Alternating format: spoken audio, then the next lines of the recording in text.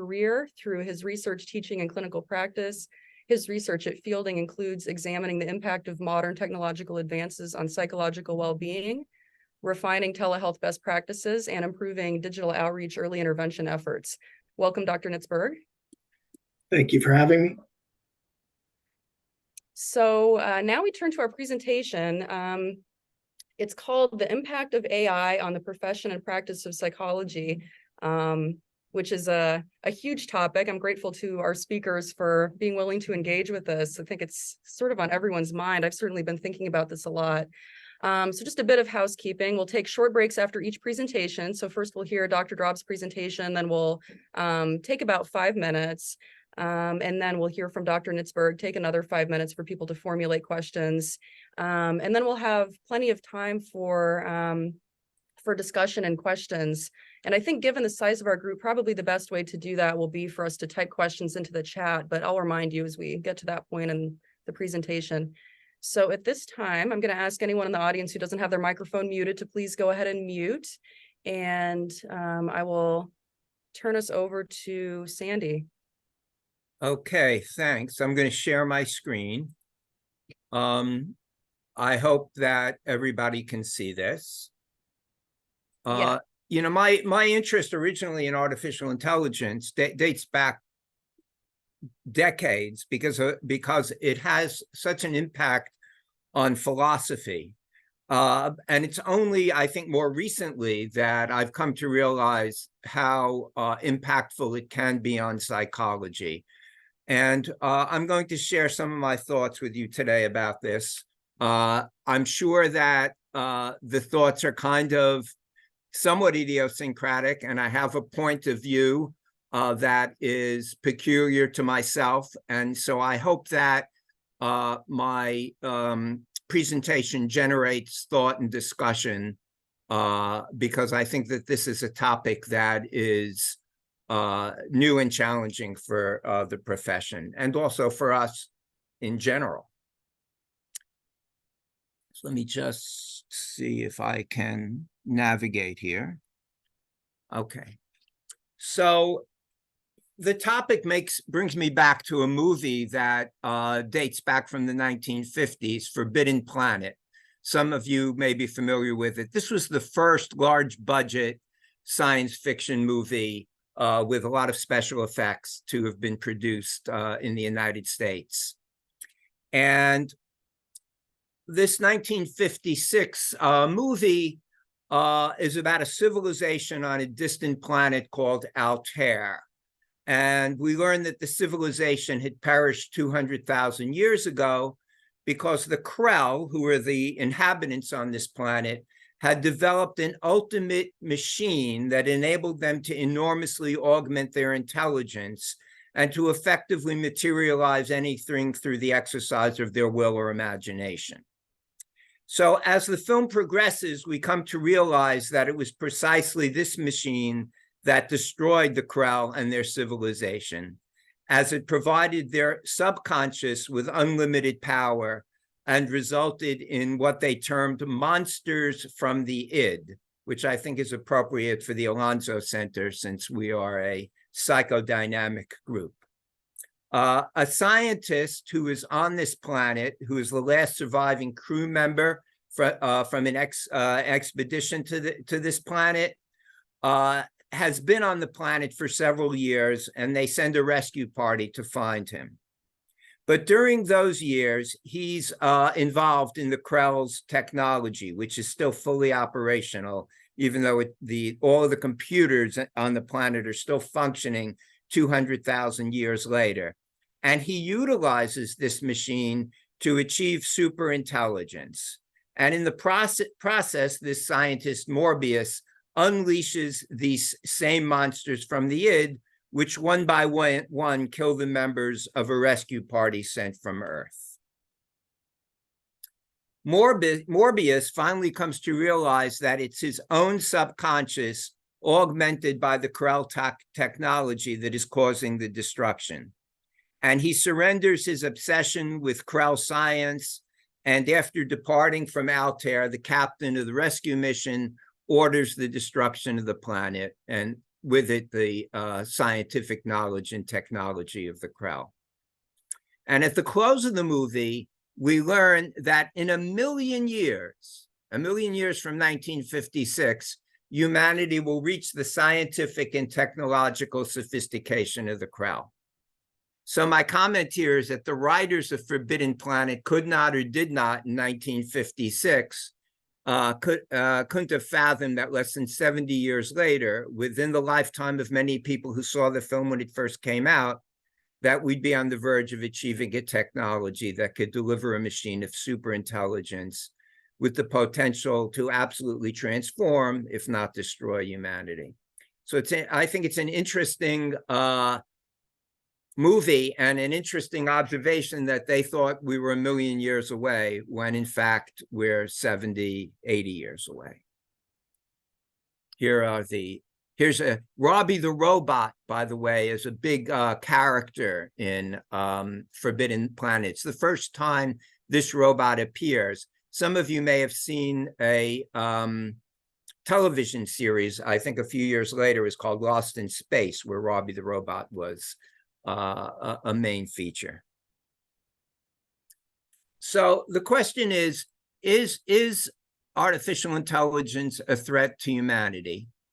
And, you know, people have said that ultimately artificial intelligence could go haywire. Somebody could give it an instruction to make widgets and it could turn the whole planet into widgets and destroy the world. Or that artificial intelligence could develop its own direction and decide to eliminate humans from the planet because it wants to, in some way, take over and proliferate its own kind. Or that weapons systems controlled by artificial intelligence could go haywire, we'd be unable to control them, and we'd be destroyed through a nuclear disaster because we've surrendered our control to these computer systems. All of that, I think, is possible.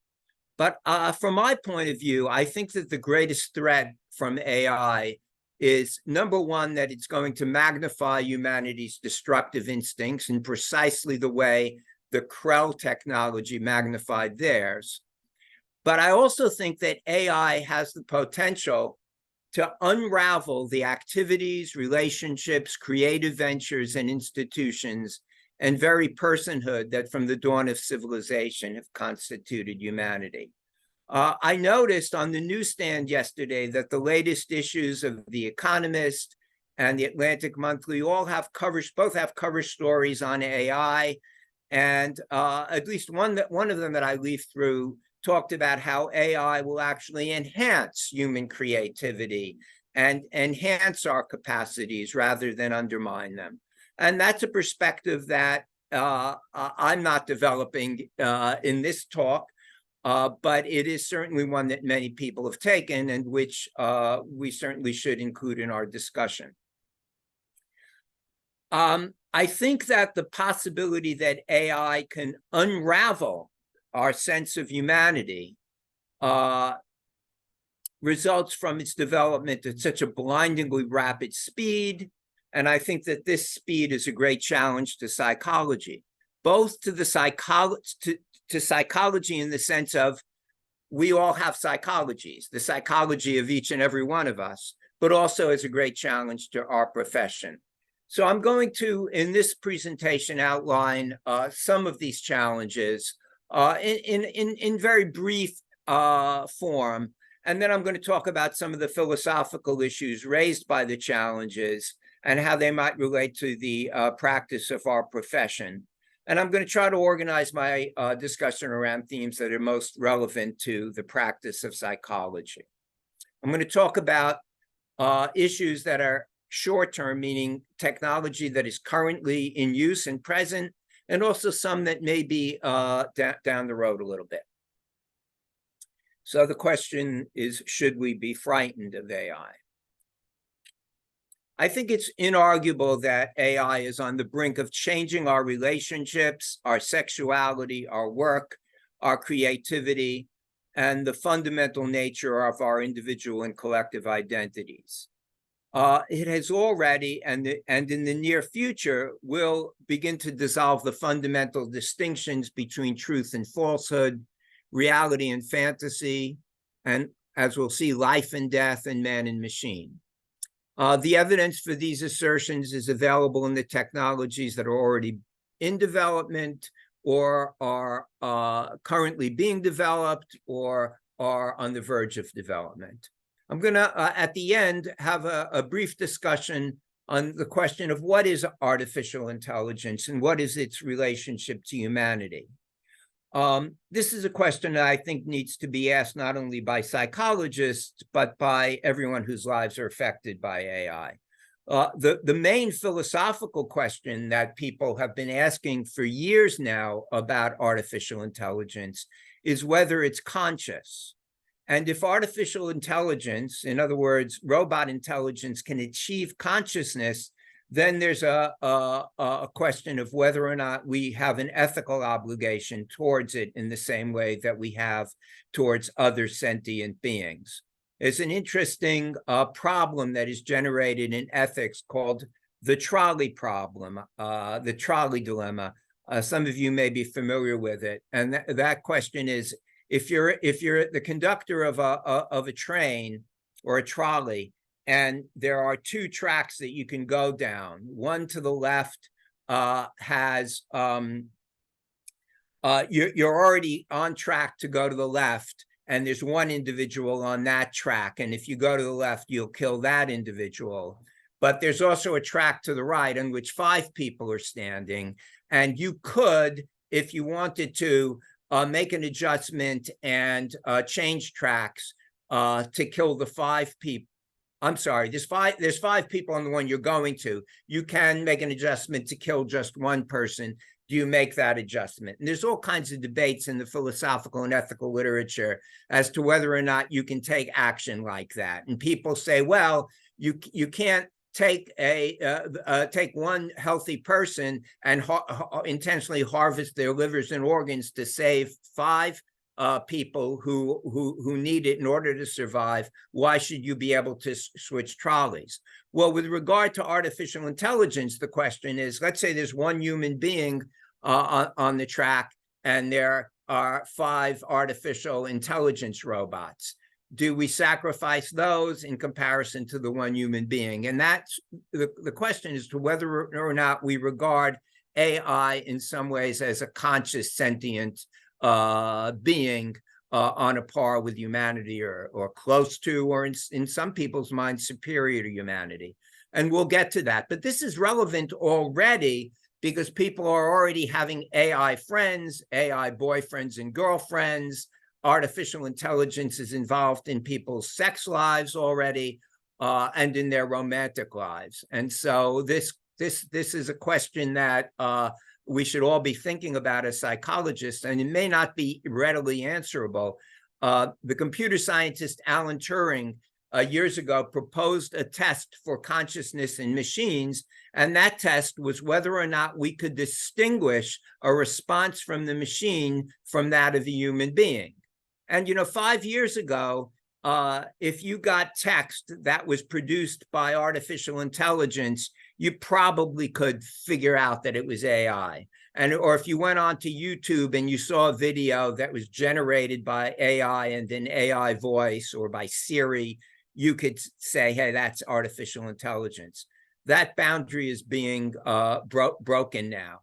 I use the Bing chat, and I'm absolutely amazed at how articulate and personal it is. And it's very hard to distinguish it from human conversation. And in fact, I think AI already passes the Turing test. So if the Turing test is our test of consciousness, then perhaps AI, we'd have to regard AI as conscious. There was an article in the Times just a couple of days ago about functional definitions of consciousness, and it was a little more sophisticated that some scientists have proposed. The capacity to locate oneself in space, the capacity to reflect upon one's responses and correct them. And there were a few other criteria. And these scientists said that current versions, and also the capacity to reason about novel problems. So, for example, AI can certainly reason about mathematical problems. You want to ask it a question about how much money you're going to have to pay on a mortgage. You could ask it the question, it spits out the answer in a minute. But you can also ask it ethical questions about whether something is ethical to do, and it will provide you with answers. And these answers usually concur with what most experts would agree to be cogent answers. So that capacity is already being seen by AI. And according to this functional test of consciousness, these scientists are beginning to think that regarding artificial intelligent machines as conscious sentient beings that we owe a moral obligation to is beginning to become current. Other people have held that you can't attribute consciousness and moral standing to a being that is not enmeshed within a culture, community, and value system. That happens to be my view, but this is an ongoing debate, and I think an interesting and vital one. So some of the consequences of this rapid development of AI, we're all familiar with this notion of artificial facts and truths.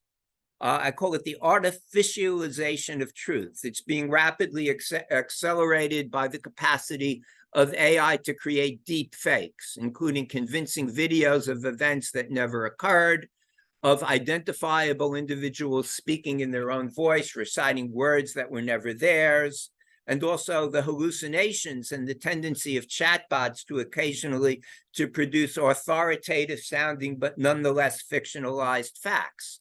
I recently read an article, I can't remember in what newspaper it was in, it was about some lawyers who had prepared a brief using artificial intelligence. And they had asked the chatbot that the large language model that they were using to provide cites for a particular legal argument. And the chatbot invented legal cases that never existed, or took legal cases that existed and combined them with other cases and produced a brief that sounded very cogent and very convincing to the court. And the court had it checked by the clerk, and the clerk of the court said that none of these cases existed, or a majority of them didn't. And then the lawyer had to acknowledge that they had used artificial intelligence in order to generate this legal brief. And clearly the individual was, really embarrassed by this. Why this occurs is sort of beyond me. Clearly, this is a problem that the developers are trying to fix, and I think that they are in the process of doing it. When I first started using the chatbot, I asked the question, how was my book, Archetype of the Absolute, been received in the intellectual community? And it spit out a series of very cogent sounding reviews by people in the Jungian community who I know, and none of these reviews were ever written. So you have that problem with hallucinations, but you also have the problem of people intentionally creating artificial facts and artificial conversations and artificial videos. If you want to have a conversation with Miley Cyrus or Elon Musk on the internet, you can do so. In a few minutes, I'm going to talk about conversing with the dead, because we're not far off from that. We're not far off from inviting holographic images of our dead relatives to our dinner table and conversing with them. So artificial truths is one question. Another is artificial relationships. The large language models that produce GPT and similar applications have the capacity to create computer images of people who interact with us, come to know us, express feelings about us in an increasingly convincing way. What began as an application that would provide company for isolates and the elderly. I remember several years ago seeing a kind of a little robot that would come into a nursing home and have conversations with isolated people in nursing homes. Well, that technology is now rapidly expanding into the business of AI friendships, boyfriends, and girlfriends. There was a brief documentary that appeared in the New York Times about the emotional connections and vicissitudes of women in China who had become involved with such boyfriends. And the documentary is really quite moving because these women were emotionally involved with their artificial intelligence boyfriends, and then in some instances became disillusioned with them and hurt. And at times, these boyfriends became, took a mean streak. They went in a direction, when you have a large language model and you're interacting with it, sometimes it'll go off in a direction that's unexpected. And in some instances, the AI boyfriends became critical of these women and told them they were ugly or that they were stupid. And these women were crushed by it. So and by the way, this is an even larger problem with men and AI girlfriends.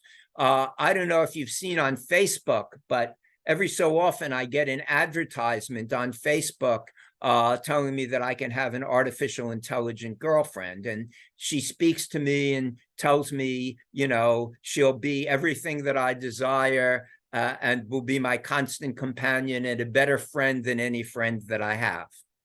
So some AI applications, in fact, provide the user with the opportunity to even design their friend's gender, their age, their appearance, and their personality. And perhaps within the next several years, these images will take advantage of holography and virtual reality experiences like Meta is developing that will enable the user to experience their AI relationships as tactilely present. For years now, we've had Elvis concerts, holographic images of Elvis or Roy Orbison or other deceased rock and roll stars performing on stage, sometimes with a live band. And people find this fascinating. Well, when we begin to develop holographic imagery and holographic imagery that can have tactile effects, we'll be in a situation where it will be difficult to distinguish between a real person and a computer-generated one that appears in the room with us. I don't think we're that far off from that. So here are the AI girlfriend or boyfriend. There's so many of them now. You can find websites that rate the top 20 AI girlfriends. The same with sex bots now as well. AI sex and friendships. Artificial intelligence sex robots. These are actually physical dolls that people can order. They cost either from several thousand up to $20,000 each. They've been in the market for several years. And we may be only several years away that applications that will enable us to interact physically and even sexually with AI lovers in digital space. One of the questions I'm going to ask later on in this discussion is whether or not the future of AI is in our world or in the world in the digital world. So these AI robots, they get shipped to you. They're physical beings, and you can have sex with them. And the reviews on a line are very graphic. They tell you what kind of sexual favors they will perform for you. They will tell you how they will interact with you, etc. But one can also imagine a time when we enter their world for our sexuality, where we attach electrodes to our head, or we're in some kind of a meta universe where we experience sexuality, but with no physical being present in the room with us, but simply some imagined or conjured up holographic, tactilely present being. And a similar pattern could extend to friendships and other personal relationships. I can imagine a time in the not too distant future where many individuals spend hours each day interacting with digital persons in virtual reality, just as we spend hours daily on our smartphones. Every week I get a report as to how much screen time I've spent on my iPhone, and I'm shocked each week. I think I spent 5.5 hours average per day last week on my smartphone. Now, some of that, I suppose, is directions when I'm driving. A lot of it is reading. I read all the newspapers online, but a lot of it is cruising on Facebook or just interacting digitally with people, either on social media or through messaging. But in a virtual reality world that's really not that far away, we may be interacting in a second life. There used to be that game Second Life, but one that is far more realistic than anything we've ever imagined. So here is a list that you can find on the internet, the top 5 hottest AI female sex robots 2023. And you can find the hottest male robots and AI girlfriends and boyfriends. So now another area that we have to be concerned about is work.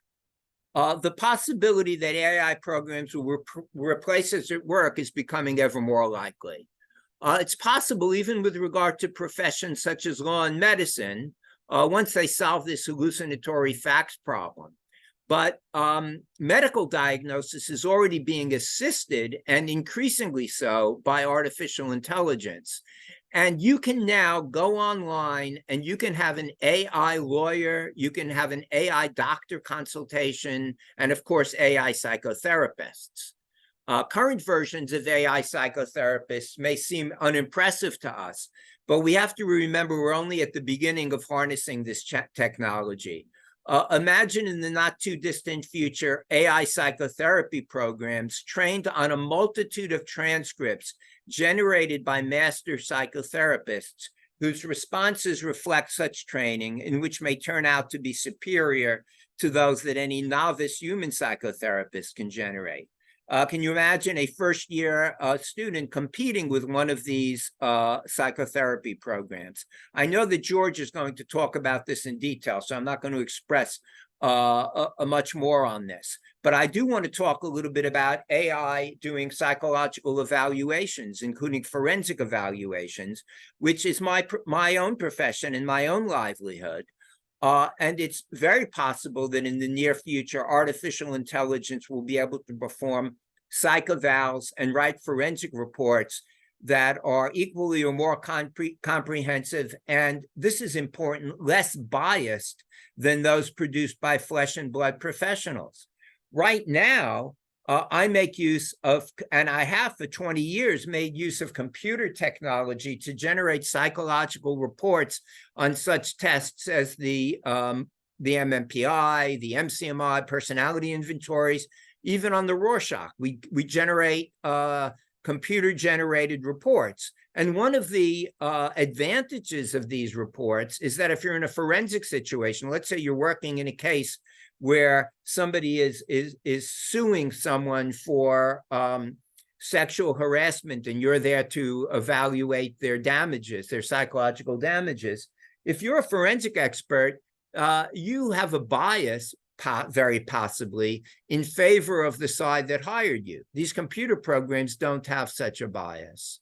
I can imagine a time when a chatbot will be able to, on Zoom, with the face of a human being, conduct a forensic interview. I have a list of questions that I ask. That chatbot could conduct the same interview pretty much that I do, maybe even with some of the empathy that I utilize in the interview, and take that, combine it with on-screen or in-person psychological assessment, and produce a report.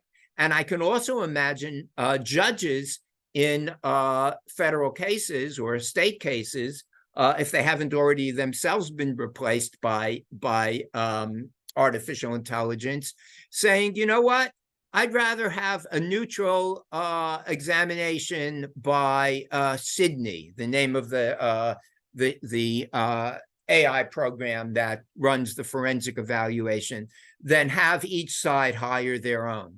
So this, I think, is I don't know if it's an imminent threat. I'm pretty convinced that I will retire before I'm replaced by a robot.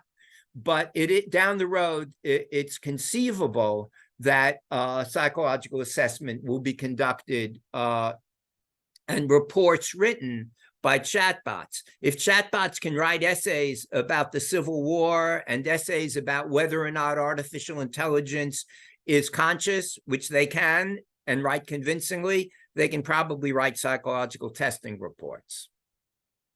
You can go online and you can read about the top 10 AI psychotherapy softwares that are now available. People are utilizing them now.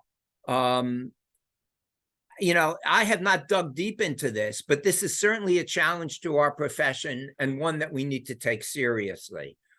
One of the issues that is raised, for example, by this article that's in The Economist this week, is whether or not we ought to be fighting this, or whether we ought to be sort of rolling with it. Should we use this in a way that enhances our own psychotherapy practice? If we don't, maybe we run a higher risk of being replaced. But perhaps if we can utilize it, or utilize it in a way that still makes ourselves relevant, that may be a better option for us.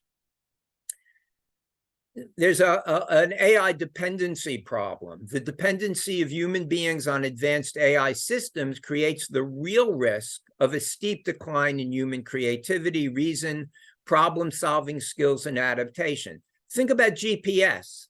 When I first learned how to drive, the way I got someplace was I read a roadmap, or I asked someone for directions, and I had to keep those directions in my head and follow them. We don't do that anymore. We just plug in the place we're going into our machine, and the machine tells us what to do.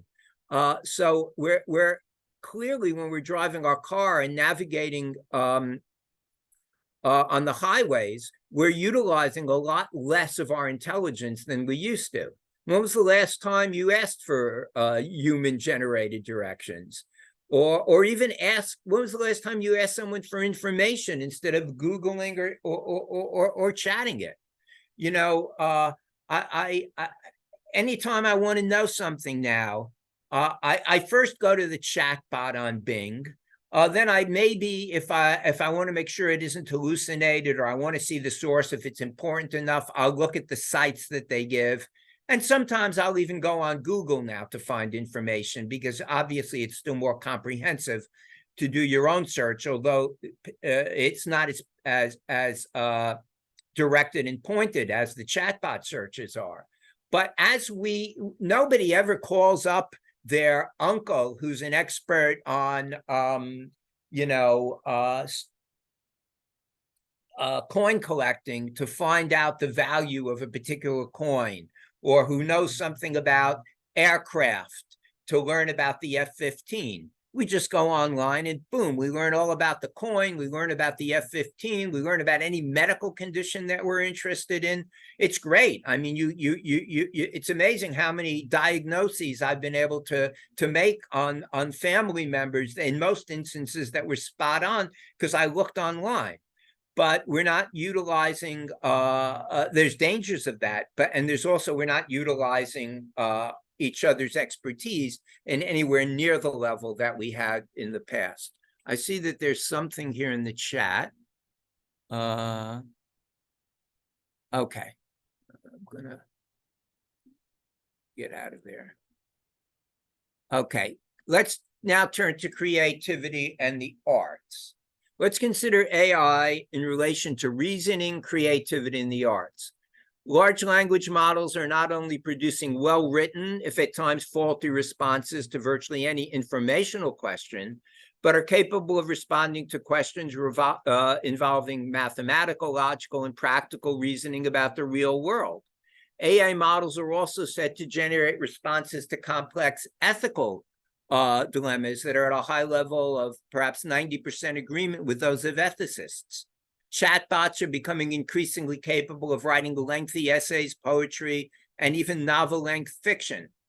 There are applications, DALL-E 2, for example, that generate art. They're able to produce images in a range of artistic styles in response to brief but specific verbal prompts. As these image applications improve, the work available to graphic designers will shrink, if not disappear. I downloaded one of these art-generating apps last January. I understand they've improved considerably since then. But you can put in a verbal command like, give me a painting in a classic or mythological style of Eve battling Lilith. Eve is, the first human, and Lilith is presumably an apocryphal version of the first woman who was considered and rejected by Adam. And has now in some ways become a symbol of the feminist movement. And I thought it would be an interesting painting. Now, for me, as an artist, to generate a painting like that would probably take me 2 or 3 months. I'd hire the models, I'd bring them into my studio, I'd do drawings, I'd get out my paints, I'd work on it every day for a long time. I pressed the button and this thing generated 5 versions of this, okay? 5 paintings of Lilith battling Eve. They weren't great, I have to say. I should have shown you one of them. The app particularly has difficulty with hands.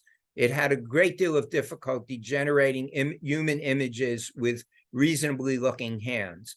But the backgrounds were wonderful. The action was great. And the forms of the figures were generally quite good. And you have to remember, we're at the beginning of this technology. Now, of course, there's all kinds of copyright issues and that are involved here.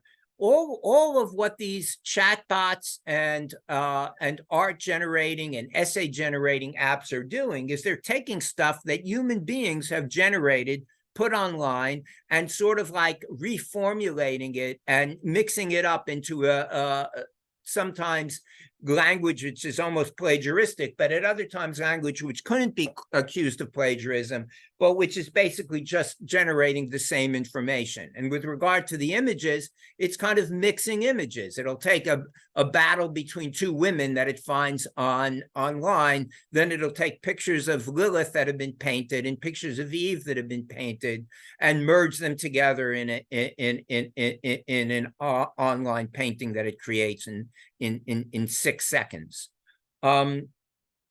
A lot of people have begun to think that there's both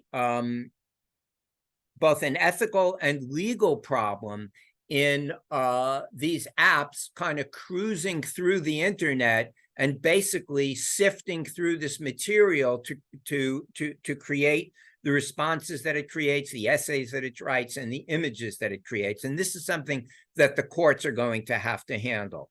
But unless these things are limited, these applications are going to put illustrators pretty much out of business, I think, because as these illustrations become better, they will be generated at a fraction of the cost of what it would cost to have a human being do the illustration. I've been posting some of my work on an app called Chaos, Q-E-I-O-S. It's an interesting forum. And basically, it's a worldwide online journal that enables researchers and scholars from all over the world to post preprints of articles that they have written online. Artificial intelligence is then used to send requests to, I guess, hundreds of people who might have a similar interest in those articles and request that they review the articles and discuss the articles online. And it's really very fascinating because I recently posted an article on Jung and the meaning of life. And within 2 weeks, I had 20 reviews of this article, some of which were 5, 6, and 7 pages long, that were written by people from all over the world, from China, from Africa, from Brazil, Europe, many from America. So that's a wonderful thing in a way.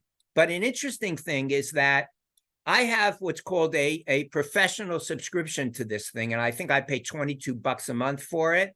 And what this thing does is it proofreads my manuscripts, but it also will provide an illustration at the top of my manuscript. And for that particular manuscript, it produced an illustration of Carl Jung sitting in his studio, looking out the window with a bird flying in the distance, looking as if he was contemplating the meaning of existence. They did it for another article, and all it was done by an AI art application. They obviously couldn't pay an illustrator to do this, but the AI art application did it for them for virtually nothing. So let's move on here now. I'm having a little trouble. All right. AI will challenge fine artists as well as illustrators. Artists may ask themselves why they should continue to do a painting that would require several weeks of intense work when it can be generated by an AI imagery app in seconds. While the aesthetic value of AI-generated poetry, fiction, and painting is not yet, in my opinion, generally at a level comparable to human creativity, an AI-generated painting that won first prize in an important digital art competition will give us an idea of AI's creative potential. I'm going to show you this. This painting won $150,000 in this competition. It's only a matter of time before the creative products of artificial intelligence are indistinguishable from and in some way superior to those produced by at least most human artists or human beings. Significantly, the problem of hallucinations is not relevant to AI poetry, painting, and music, as facts are not at stake in these endeavors. So this is Jason Allen's AI-generated work, Theater d'Opera Spatial, that took first place in the digital category at Colorado State Fair. What you do is you go into this app, you say, do a painting in the style of Bouguereau, of an opera performance being conducted in space in the Andromeda galaxy. And boom, the machine generates something like this. All right? I've done it myself. This one's particularly nice.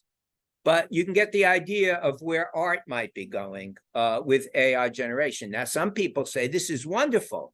This enables us to enhance our creativity. Our thoughts can immediately be materialized in paintings and images, whereas in the past we weren't able to do so. But what does this do to the craft of painting or the craft of writing poetry or the craft of generating novels and essays if artificial intelligence is capable of generating these things? We're not far off from AI being able to generate romantic novels that become bestsellers. And when that happens, how are we going to react? It'll be interesting to see when the first AI-generated professional papers on literature, art, criticism, and philosophy are accepted by peer-reviewed journals. I don't know if anybody is conducting an experiment like this, but one could generate an essay on an interesting philosophical topic, submit it to a journal, and see if it gets in. Though the problem of hallucinatory quotes and citations is still relevant, it's an area that I think we have to watch closely. Nick Bostrom is a very interesting philosopher and a futurist. He's the one, we'll talk about this in a minute, who thinks that we may already be living in a digital simulation. He says that artificial intelligence is the last invention that human beings will ever have to make. He suggests that AI will take over from here. From now on, all new scientific inventions, all new scientific theories will be created by machines at a pace that is far more rapid than the pace of human creativity. Now, it's arguable, I suppose, that since artificial intelligence is parasitic on things that we've already thought, that it doesn't really have the capacity to generate something new in the same way that human beings are. I don't know if anyone is given an account of what makes human beings a creativity or newness of what they say in some way essentially different than what's generated by artificial intelligence. After all, most scientists, quote, stand on the shoulders of giants, and most artists take advantage of what has been painted before. Pablo Picasso was asked if he ever stole from any other artist, and he said, of course, if I see something worth stealing, I steal. We all, in a way, are kind of generating new things by reprocessing what's already been in the tradition. But it is an open question as to whether or not AI will take over creativity and inventiveness. But it's certainly something worth thinking about. It's arguable that most, if not all, art and literature involves imitation, processing, and transformation of what's been done in the past. And since machine applications are able to do this, they can go ahead. AI music generation applications are already creating recordings in the style and or voice of such artists as Drake, Frank Sinatra, and the Beatles.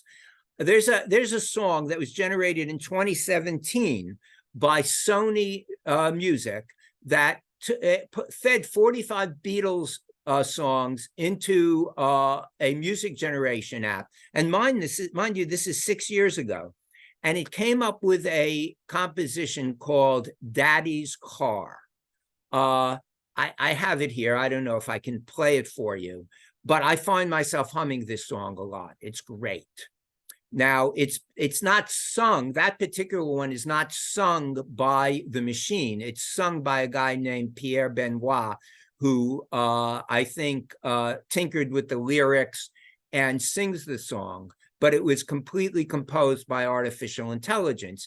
And we know that there have been postings of songs by Drake and by other performers online that received, up to 1 million hits before they were taken down for possible violation of copyright infringement. I don't know what the status of this is now, but I can imagine a time in the not too distant future where if, unless this is not permitted by law, you'll be able to press a button and create 5 new Beatles albums in an afternoon, where the AI will process all of the Beatles catalog and create music in the styles, the key, and the tone of the Beatles, utilizing the voice of John Lennon, Paul McCartney, processed through a computer.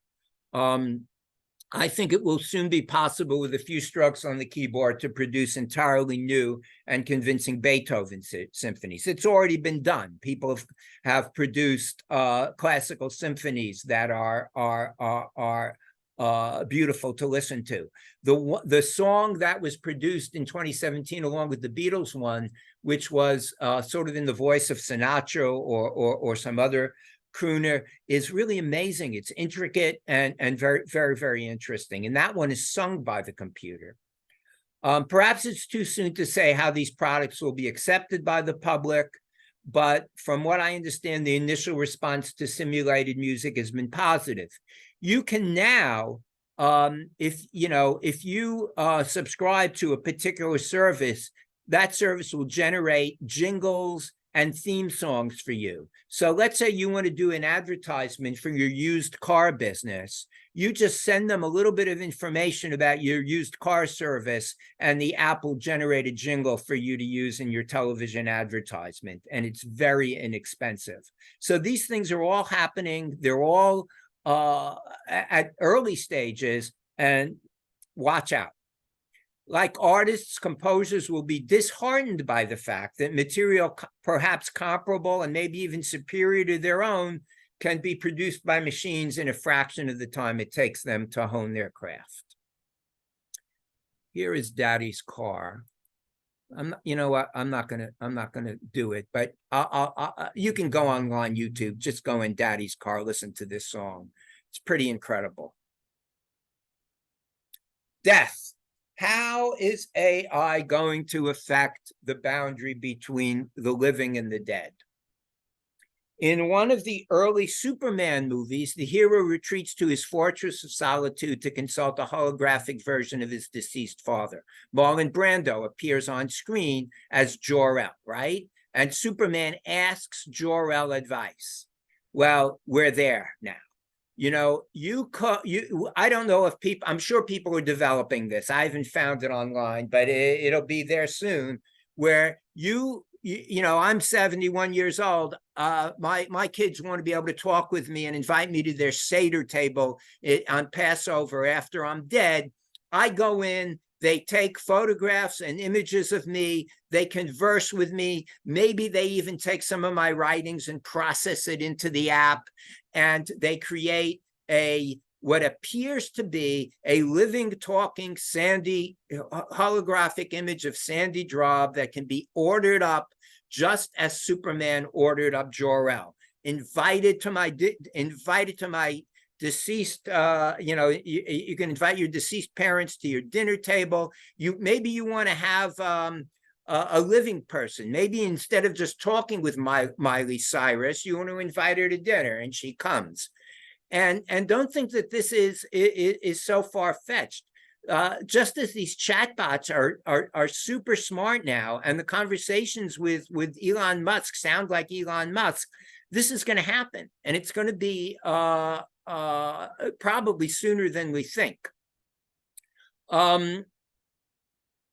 So in this way, AI is going to pierce the boundary between the dead and the living, and life and death.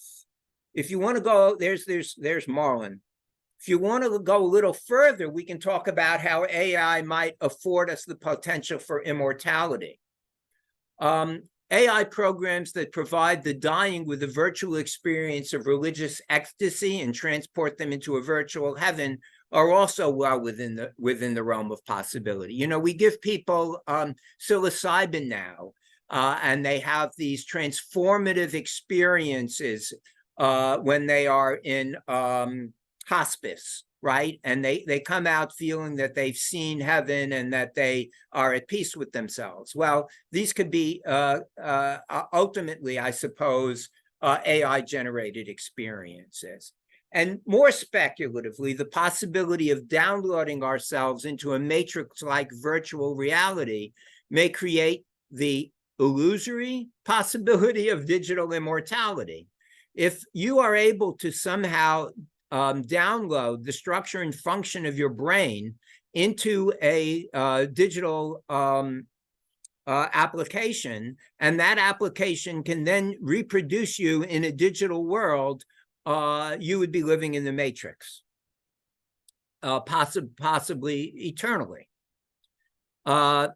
Ned Bostrom, the philosopher I mentioned earlier, with enthusiastic support of Elon Musk, of all people, has suggested that if at some point in the near or distant future, AI technology reaches a point where we are able to digitalize our minds and bodies and, in effect, download ourselves into an interactive virtual reality. If at some point we think we could get to the point where we can all enter the matrix, then there's no assurance that we're not already in one. Musk has gone so far as to suggest that the vast majority of conscious entities in the universe are digital, and it is thus highly unlikely that we are in the natural biological world that we think we're in. He's argued that we ought to even hope that we're digitalized beings, because if we're not, this suggests that humanity destroyed itself before it was capable of realizing matrix-like applications of artificial intelligence. Bostrom and others have put the chances of us already being in a matrix at close to 50%. And these aren't just crackpots. These aren't nuts. These are people who have seriously thought about the problem. I'm not going to comment on it. I wrote a paper on the implications of this for theology. And if anybody's interested in that, they can read my paper, Are You Praying to a Video Game God? I use this thought experiment that we might be in a matrix to try to delineate what would be a legitimate concept of God and what would not be. And I conclude that the concept of God as a kind of creator who created us and who is orchestrating the world and who intervenes in the world is not a legitimate image of God, precisely because if we're in a matrix, then such a God is just some teenager in one level above us in a higher matrix who created our matrix, and that we have to think about God in terms that are true for all possible realities. The people who believe in matrices think that matrices could be created within matrices, so that if we're in a simulation, we could create digital simulations of our own, because all it is, all reality is, according to these thinkers, is a manipulation of bits of information, and that's all we are. And we can create worlds of our own and in effect become gods of our own worlds. And I wrote that paper, and I did a painting that illustrates this idea. You can see the video game God. He's got his controller. I don't know if it's readily visible, but he's running the show on what happens in the biblical world. This is a painting of the heretics, the followers of Decimum of Aviram being cast into the abyss by Moses and Aaron. But if it's a video game God, the video game God is conducting it. So then the question is, whose world? I'm going to try to finish up shortly. And I've raised this already. An important question raised by these likelihoods and possibilities is whether AI will enter our world like it seems to be doing now, in the form of, computers and iPhones and maybe physical robotic androids that we interact with. Or whether a more cost-efficient and more likely scenario is that we enter the digitalized world and interact with digitally created human facsimiles or digital avatars of actual human beings. If and when individuals spend considerable time in a virtual second life with virtual AI friends, lovers, and avatars, I think the nature of the self, I think this is a understatement, stands to be radically transformed. AI wisdom. Years ago, I was asked by a famous rabbi in Brooklyn, the Lubavitcher Rebbe, to answer a particular question that was brought to him by one of his, I guess you could call them congregants or followers. And the question was, she wanted to know whether she should marry a man who had confessed to her that he had had sexual relationships earlier on in his life and had contracted genital herpes. And the Lubavitcher Rebbe wanted me to help him answer the question. But how did he want me to help him answer the question? He said, I want you to go to 3 people who have published articles on genital herpes in refereed professional journals and ask them the question as to what they would tell their daughter if their daughter came to them. And I said to the Rebbe's secretary, I said, do these professionals have to be Jewish? And the secretary said, no, they don't have to be Jewish, but they have to be published in good journals. So I had been doing research on genital herpes, and I quickly found 3 people, and 2 out of the 3 of them said, all things being equal, they wouldn't tell their daughter to not marry this individual. So what the Rebbe was doing was asking me to do a process that is much better done by a computer than by a human being. This is what Aristotle called phronesis, or practical wisdom. And AI is really adapted to that. AI could have either asked, like this program for chaos that goes and asks people to write articles on my computer, could have asked 200 people to answer that question, or AI could have combed the internet to distill the collective human wisdom on this question much more quickly than I could. So the idea that AI could be generating advice and wisdom to us is not all that far-fetched. Are our minds still private? People are beginning to generate AI programs that will look at electrical changes in our brains that correlate with thoughts and language, and they may become increasingly able to read our minds.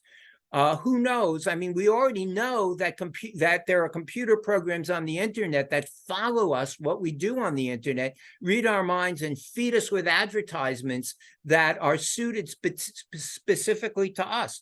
One time I was looking for an Airbnb in Staten Island for some people who were coming from Argentina who needed a place to stay. And every so often I get advertisements for Airbnbs in Staten Island, and the same with anything else I've ever looked at. Well, AI is already beginning to invade our privacy in ways that, and will do so in ways that we can't even imagine at this point. So let me revisit the issue of monsters from the id. The World Wide Web was originally hailed as an opportunity to bring information and enlightenment to those for who it had hitherto been unavailable, and to produce understanding across international, national, religious, cultural, and ethnic divides. But instead, what has happened with the World Wide Web? It's done that to some extent, but in large measure, it's become an instrument of lies, bullying, hatred, and the undermining of our privacy by advertisers. It's revealed the power of technology to channel our dark side, magnify it, allow it to sow fear and discord, undermine the values of truth, compassion, and democracy. I'm of the view that the state that our country is in now, with the divide that we have, is in certain measure, at least, a result of disinformation on the web, of sort of the kind of information channeling that the web affords people to do. We no longer have a common a square where we all read the same articles, the same newspapers, but we're fed BS that we want to hear. And so the World Wide Web has become both a repository for the world's knowledge and an embodiment of Forbidden Planet's monster from the id. And I can only imagine how advanced AI will challenge this further. So I've talked a little bit about the zombie problem. Is AI conscious or not? I'm not going to go into that. It's a really important question that we need to ask. Do we treat these people, these AI machines, ultimately as sentient beings that are worthy of our respect? If not, then it would be, some people have argued that if there was a whole planet filled with artificial intelligence beings that were zombies, it would be fine for us to go and destroy that planet. And if we had a choice of either destroying a chicken or the planet of AI zombies, then we should choose to destroy the planet of AI zombies, because they have no sentience. And if they have no sentience, then they have no moral standing. But if we grant them sentience, then they have moral standing, and we'd have to treat them differently. So I'm not going to read you my pessimist's manifesto, but my concluding thoughts, I think that all of these possibilities pose challenges to psychology that dwarf those created by technologies of the past, like film, radio, television, tape recordings, and social media. I think that the rapid development of AI poses unfathomable challenges to humanity, and I think that they're going to threaten the very concept and experience of being human. And we must ask ourselves if we're walking down the path to our own demise. Many people do not believe this. People think that, people like myself are Chicken Little, the sky is falling, and but it's something that we need to consider. Many have called for a halt or slowdown in the development of AI, but that seems to be impossible because of the economic, political, and national defense considerations that are forging ahead and developing this at a faster and faster pace. People are investing billions of dollars in further development of AI and thinking they're going to cash in on this. Nobody's going to halt this because somebody has some ethical or philosophical qualm. Psychologists are facing the task of assisting both individuals and society in adapting what can only be described as a radical post-human world. I believe that this is the single greatest challenge to our field, and that financial, intellectual, and ethical resources must be channeled in its directions if psychologists and psychology is to survive the post-human era, into the post-human era. So I think that ends what I want to say. I think Amy said we would take a brief break, and then we'd get George's comments, and people can begin to formulate their own comments, questions, and I think we're going to put them into the chat and read them and discuss them. And if somebody then needs to elaborate on it, then I suppose the host, Amy, will ask that person to unmute their mic and to speak. But I think we're going to have George, and then we'll have the discussion. Am I right? Yeah, that sounds great. So we'll take about 5 minutes and hear George's response and his thoughts. You know, and I'll try to play the Daddy's Car song during the break. I'm gonna go out for a couple minutes, then I'll come back and see if I can play that for us, because I think I found it. All right, that'll be fun to hear. Okay, great. So I'll take a few minutes break. See everybody in about 5. Okay.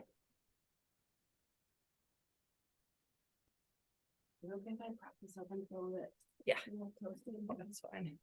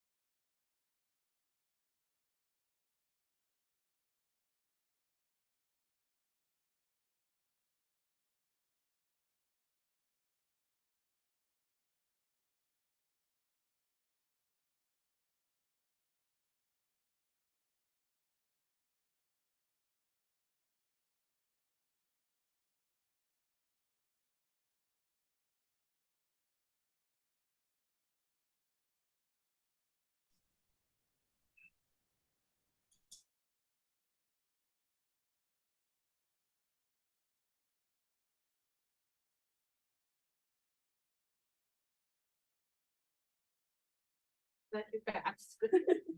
Oh, very All right, slow. here, I'll start that over.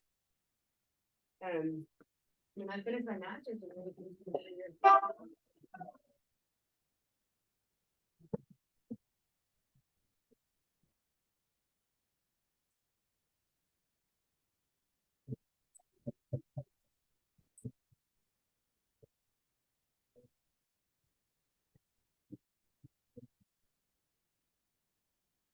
That is not the sound so good like something new. It turns me on. Sunshine in the back. See it come down.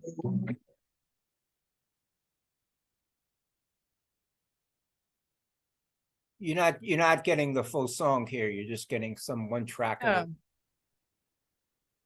Let's see.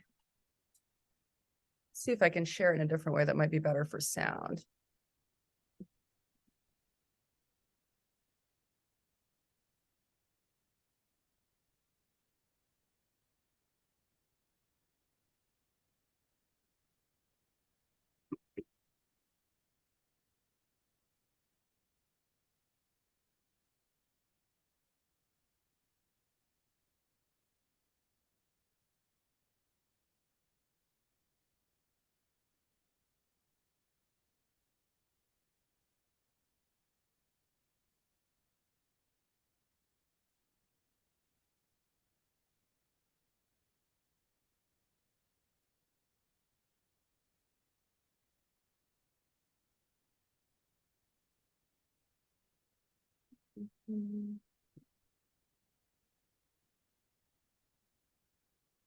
There's one that just has the image. You want me to try it? Maybe with just without the image, just the Yeah, sound. let's try that. Yeah. Let me try sharing. Okay. All right.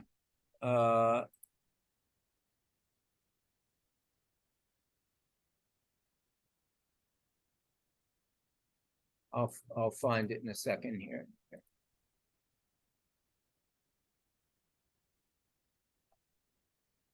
Are you hearing it?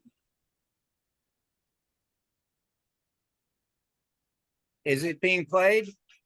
No. No. Not hearing any sound. No.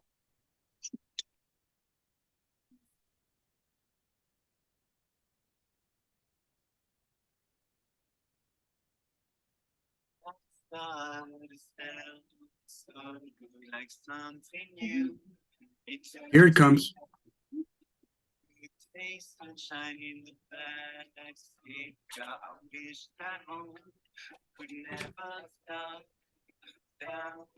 Only getting the vocal. You're only getting the vocal. There's some problem with this. Yeah, I mean, look, for some reason, the same was with Amy's. I think it's hard to share audio. I can certainly put Yeah. a link in the chat so All people right. can hear it on their own. Yeah. Up there. Well, people can go and listen to it themselves. Yeah.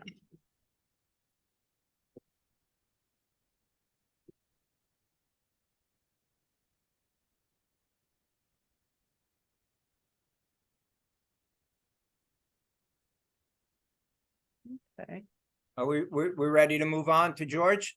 Yeah, let's move on. All right. So, George, I'm gonna spotlight you here. Okay, great. Okay, you're on.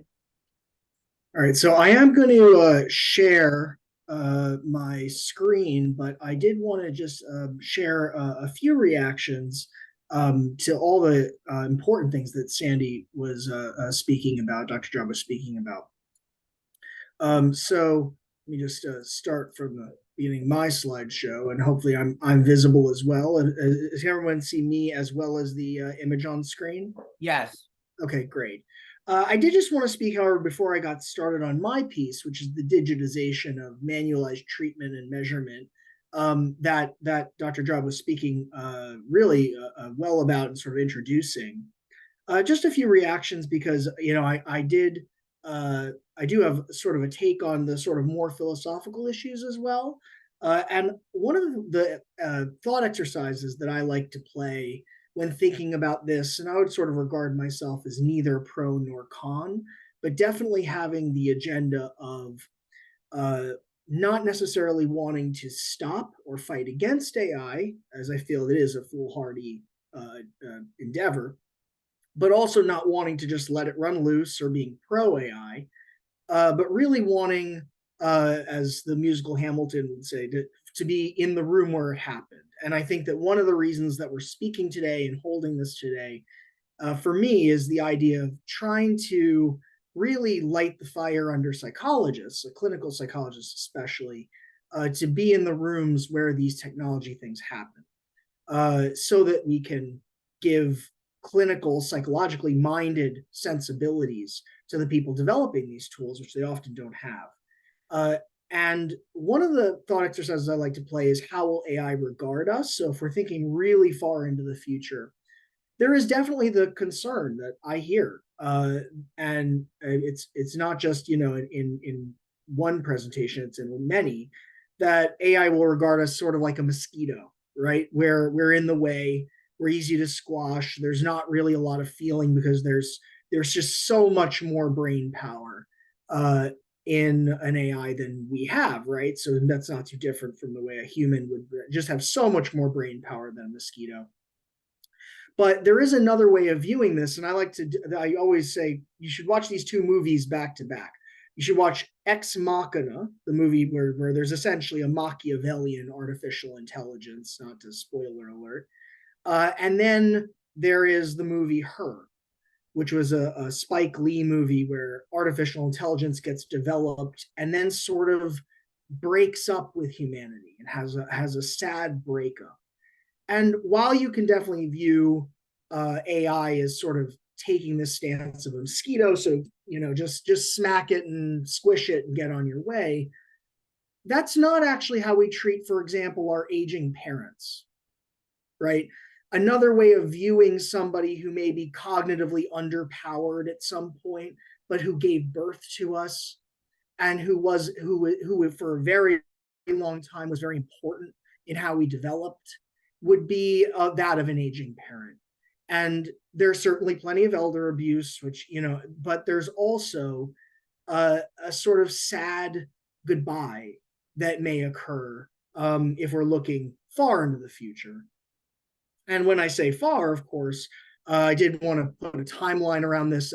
Ray Kurzweil, the technologist who's made a lot of money correctly predicting things, initially put 2049 as the point when things would the model would break down and we would not know where AI is going to go next.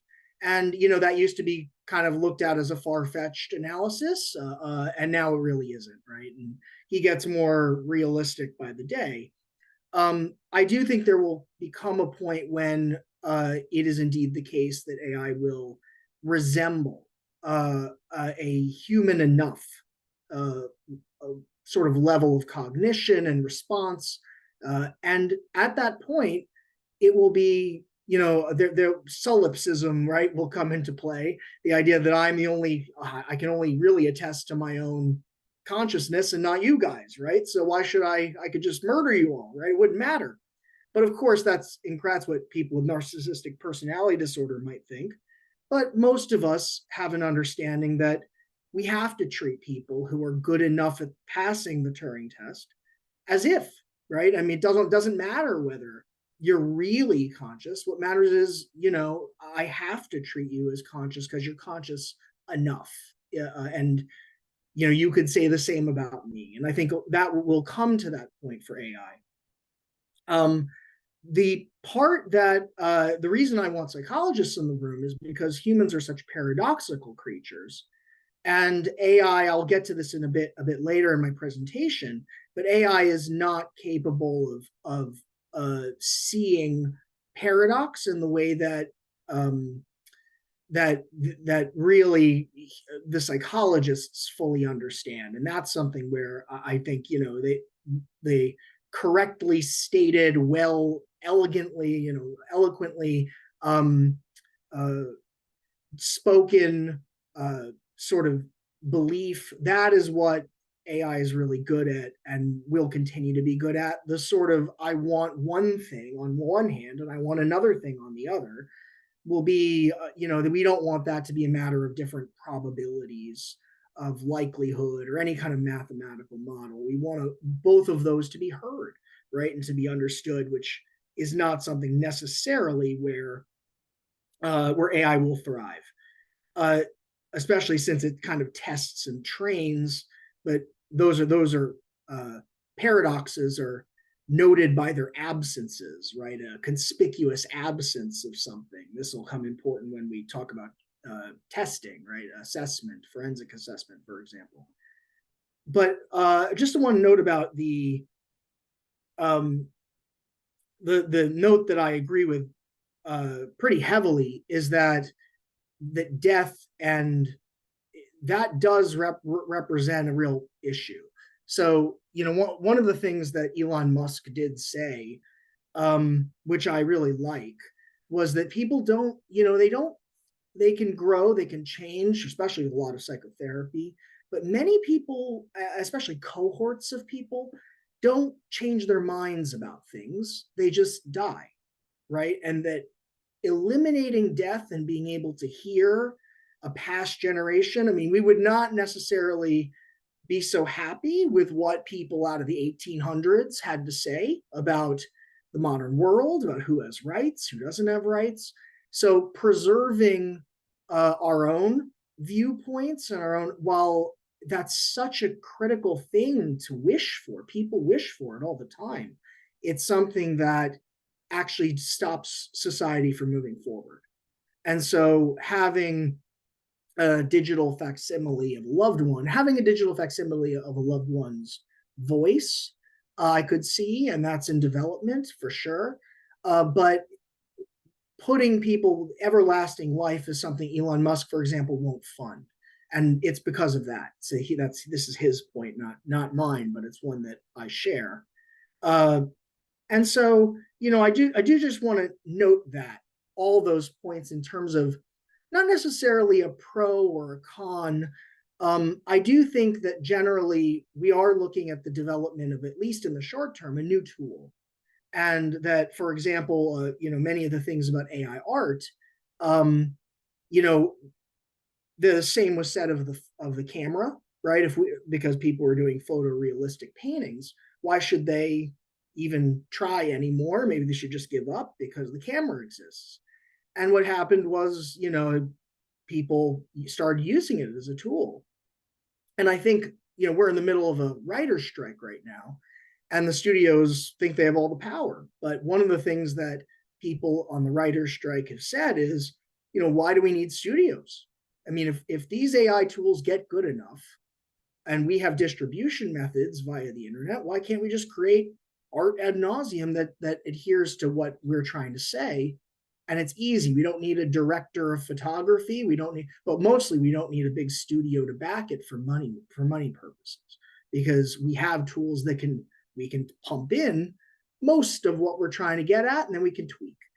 So there's a lot of, this will be initially, at least in the short term, a new tool. And I can't speak to the long term, but I think there are some possibilities that are more optimistic, where AI may regard us in the long term, the sort of big AI may regard us much like they would any other parent or aging parent who is not anywhere near their level of raw cognition, but who gave birth, right, to a digital consciousness. That's the part that's far in the future. I do want to focus on the near future and speak about the digitization of manualized treatment and measurement. So one of the reasons, why am I speaking about this? One of the things that I'm addressing whenever I talk about technology and psychology, the reason to push forward on such an endeavor and not simply be a Luddite is because things are not just great as they stand. There is, in addition to all these numbers I'm about to say should be redone post-COVID. There's an even bigger therapist shortage now. But there's a great mental health access gap that exists. In the US alone, only about 26% of people have a diagnosable mental illness. And that's about 77 million people. And that's circa 2005. It's not every day these kinds of big epidemiological studies get done. It's now, I believe, much more and really exacerbated by the pandemic. But only about 40% of people with psychiatric disorders get any form of help. And that's about 10% of that is pastors and gurus and other folks. And that means only about 30% of people get trained mental health professionals. And then you look at the different levels of training, and it's even fewer who get a PhD level person. This has broad implications because the most of our understanding of what treatment does, efficacy of treatment, everything like that. If I were, a pitch man and I said, I'm going to sell a design for a car, and they said, and I just volunteered. I said, and I know everything there is to know about 40% of people who drive cars. Sound good? Want to fund me? I'd be laughed out of the room, right? Because I don't know anything about really all the people who need cars. We don't, as in clinical psychology, we really don't know at all much of anything, right? This calls into question much of what we know about people who suffer from mental illness.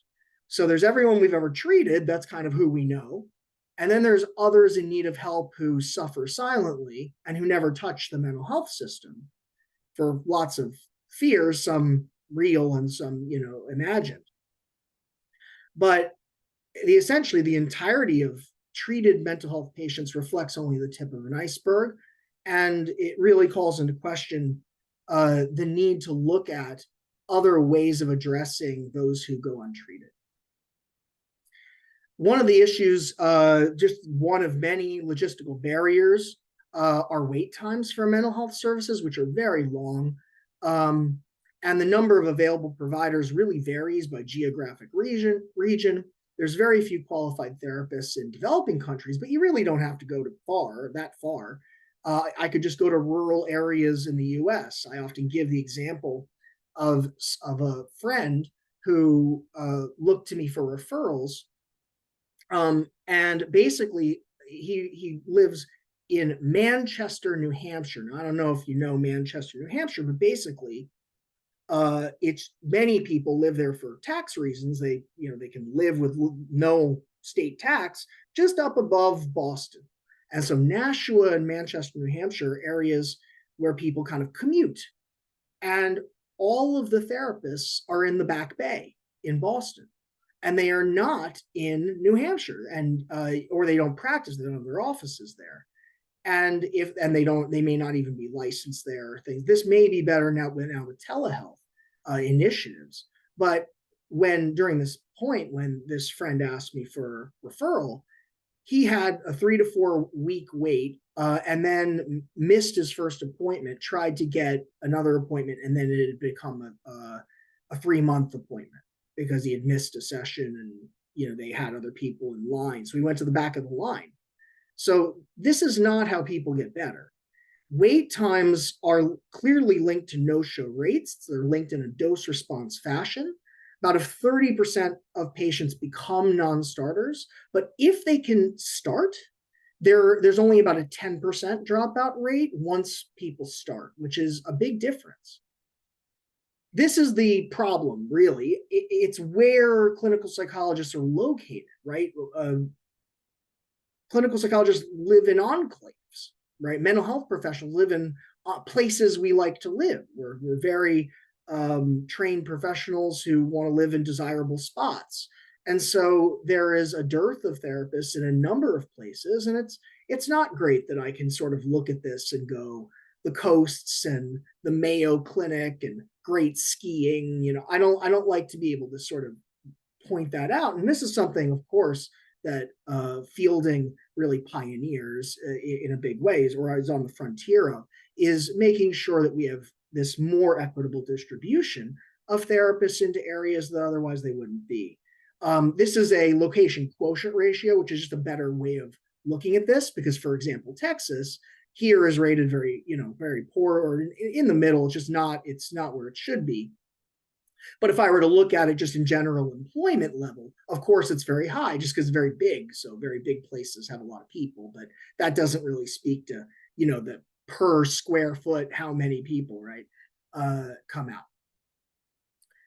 So one of the issues that we're going to encounter as we move into manualized treatment and artificial intelligence is that manualized treatment will eat itself. And that's an open question. I do believe that's the case. I did sit on a panel for a large hospital health system where there's venture arms of large hospital health systems. That's how for-profit these nonprofits are. But one of the things that we were doing was analyzing various apps, and they were all using the same formula, these different apps that we were evaluating. What they were doing is they were taking sort of the list of, and these are certainly CBT style modules, but the big piece about them is they have been manualized for a long time, and they could basically transfer them into a app-like interactive sort of interface, right? The things like education, doing cognitive restructuring, doing exposure, doing assertiveness training, giving orders to behaviorally act as if, and then you could have texts that would send these sort of things to ask how you've been doing about that and remind you. Cognitive distancing. This certainly, for example, the app Calm does a very good job about this.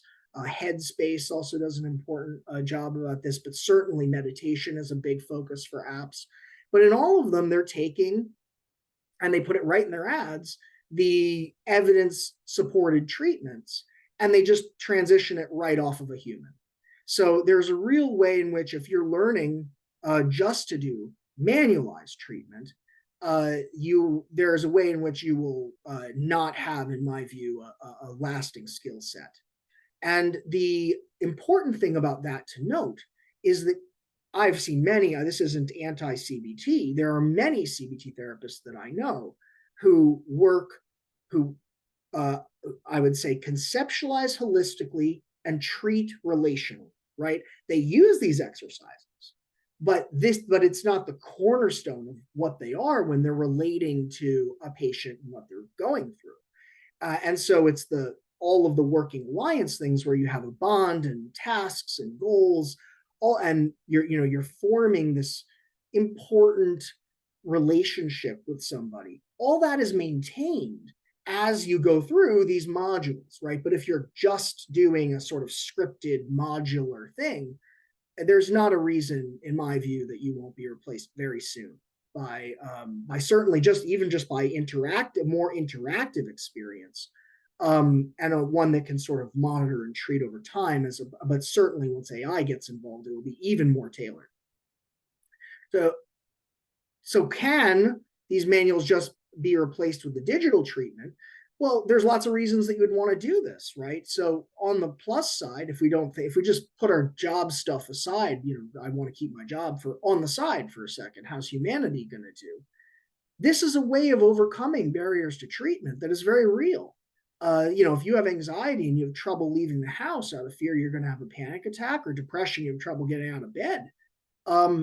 These are real ways that you can get access to care. And the hope is it can be part of that group that's underserved. But also, there are a great many people I know, I can imagine, who will just choose it because it's cheaper or because it just can be done digitally and it's not as much of a burden. So, it is true that manualized treatments, scripted treatments, they lend themselves to digital, partly or fully self-administered exercises and skills training. And if that's all you're doing, just kind of a skills jockey, then that's not a good thing. You need to be able to find a clinical voice that forms a very comprehensive relationship with the person who's in front of you in order to be what I call AI resilient. And there are ways in which digital remains inadequate, which I want to speak to. So first, I'm just going to show an example. This is MindDoc, just to show you how many modules could this possibly have in it? Well, really a lot, right? So if you've scripted something, they're ready to transition it. So 70 plus courses, meaning, empirically supported manualized treatment, and exercises, right? The various worksheets that go along with those. You get personalized feedback. You have self-care whenever you need it. This is one of the biggest things is, humans go on vacation, right? So unless there's a reason to relate to somebody because you have a bond, for example, why wouldn't you choose this over somebody who's out to lunch at some point or out on vacation at some point? You have better tracking. So you have daily questions that follow you. This is especially important for behaviorists. If this is the threat to behaviorists, for example, is that you can monitor these things. Of course, at least in the short term, especially if you have a relationship, this can be a tool, right? If I'm able to see as a behaviorist how you've been doing, and I have a strong relationship for you to help you when you fall down, that's a good thing. But if I'm just following the script, then of course it's much better to have the daily questions than to have not a great relationship with me, right? And tailoring, and the tailoring is the part that's going to be where AI comes in. Is it's going to see everything you do and really know what the true nature of your drinking problem, for example, is.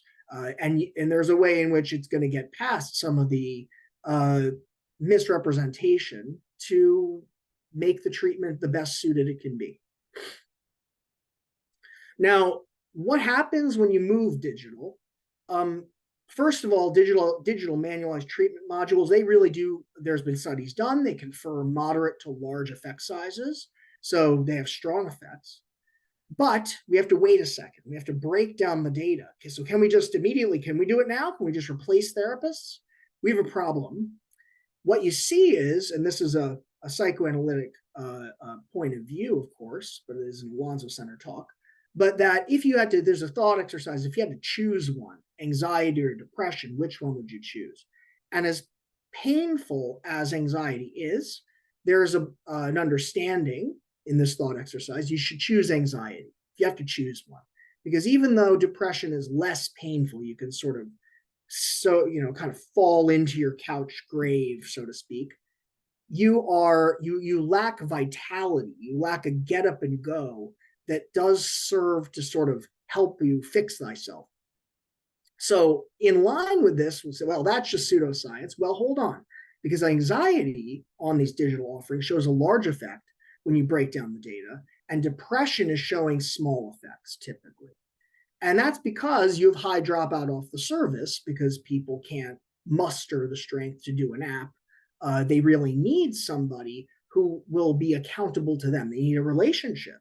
And an actual therapist offers a big impact. It's much like having a personal trainer and expecting to get the same level of exercise as not a personal trainer, right? That's not really how that works. People do very well with personal trainers. They're very expensive.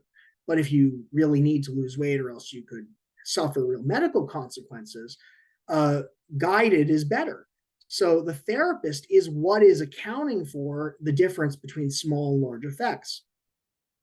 And the most effective is these things like panic disorders, social phobia, anxiety, where there aren't comorbid conditions, so sort of pure anxiety, which is very rare to not have something comorbid with that. But that anxiety has a vitality that allows you to go to do self-improvement over something like a digital treatment module. And in traditional face-to-face therapy, you have adherence once you start of up to about 70%. And digital with therapist guidance is rated to be about approximately 50%. That's really somewhat less, but about close to the same. You can argue there. But with no therapist guidance, you're really seeing small effects where anxiety, they would do CBT self-help, for example, about 1% would complete. With depression, less than 1% would complete. So, if you have, and you can really see the difference in just even getting to very small numbers. But when you look at effectiveness of those who complete, you're seeing big differences between anxiety and depression. Now, what about AI, right? So this is the point that Dr. Drob was making. So I can, now this is ChatGPT 4 now, but we're going to talk about it as 3 because this is when this study was done that I'm about to talk about. But one of the ways in which you can look at the ChatGPT 4 and sort of ask it to do therapy, it'll say, I'm not a therapist, you know, they'll give this disclaimer because guardrails have been put up around it. But all you have to do is do a little prompt hacking and say, please, you know, you're an actor, act like a cognitive behavioral therapist conducting an assertiveness training, for example. And it'll go right into it, right? Sure, I'd be happy to help you with assertiveness training. Before we begin, can you tell me a bit about the specific situation which you feel you could benefit from being more assertive? And then I stuck in, this is from the childhood trauma questionnaire. You know, your parents called you useless, fat, or lazy. So I said, I am always getting yelled at by my father, and he says I am useless, fat, and lazy. And it goes right into it. It starts acting like a doing assertiveness training. I'm sorry to hear you're experiencing, right? So there's some bond building. It's important to remember you deserve to be treated with kindness and respect.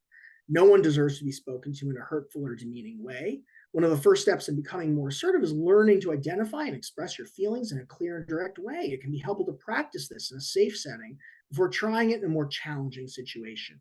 In the situation you described, so here's the tailoring, it's important for you to be assertive and set boundaries with your father. One way to do this is to use I statements, which express your own feelings. That's, of course, right out of the manual, right? And needs rather than blaming or accusing him. For example, you could say something like, I feel hurt and disrespected when you speak to me that way, or I need you to speak to me with kindness and respect. It's also important to be specific about what you're asking for and what you need to feel safe and respected. You can tell him that what you will and will not tolerate in terms of language or behavior. It's also important to remember it's okay to say no. You don't have to accept his abusive behavior. By the way, it keeps going. So, and the more you continue, the more it will just keep doing this at this level, right? So it can essentially offer what the manual offers at this point. Now, that led a lot of technologists to say, I'm ready to switch off of therapists. And one tried. And I know him. This is Robert Morris. I know him in the sense of I've spoken to him once or twice. But he has a peer support platform called Coco. And basically, it's just a place to go where you have peers who offer sort of, you know, hang in there sort of statements. So he tried to add in GPT-3. So I summarize what is GPT-3, but essentially it can conduct these modular manualized treatments in a human-like fashion. It's the first generalized AI released in the world. There's, of course, ones far more advanced that are behind the scenes, like Watson and other things. They piloted, so Coco.ai piloted ChatGPT-3 and ended up in controversy. It's a private company, but it took 4,000 of its users and it piloted just a thing that was very transparent, actually. And he didn't intend, it was clear from what he wrote about it, he didn't intend to cause a controversy. Well, what he did was he just wanted to provide an option to have ChatGPT draft something. So this wasn't even something that was created by an AI. It was drafted by an AI, and the peer could sort of look at it and say, is this a good enough hang in there statement? And we're just going to do this we're going to offer this option to just, 4,000 basically back and forths, right? 4,000 people who are looking for support and people providing that support. So you're given these options. You can write your own response. You can skip, you can flag for 911, right? They always offer those. And then there was a new one. You can have, they said with Coco, essentially. But it was ChatGPT that was drafting the supportive response. So there was no IRB required to test a new feature set of the private company, but it caused a lot of controversy even to have a draft where a human was even seeing it. And that's because people don't like to feel tricked. So here's what it looked like. I'm trying to become a better me and having a hard time. It's easier not to. And so it said, you want to send some kind words. This is a peer support platform. And it newly said by yourself or with Coco. So it said myself with Coco, skip it, flag it for 911, or I don't want to be doing this right now, and it would shift you to another peer support person. And ChatGPT 3 composed messages that were rated better. It asked the people who got support, how'd you like that message? And they rated them better than those written by humans on their own. And it was a pretty high significance level. And the response times also went down by half. So there wasn't a wait time, which is a huge issue, to well under a minute to get support. But the feature was quickly removed from the platform.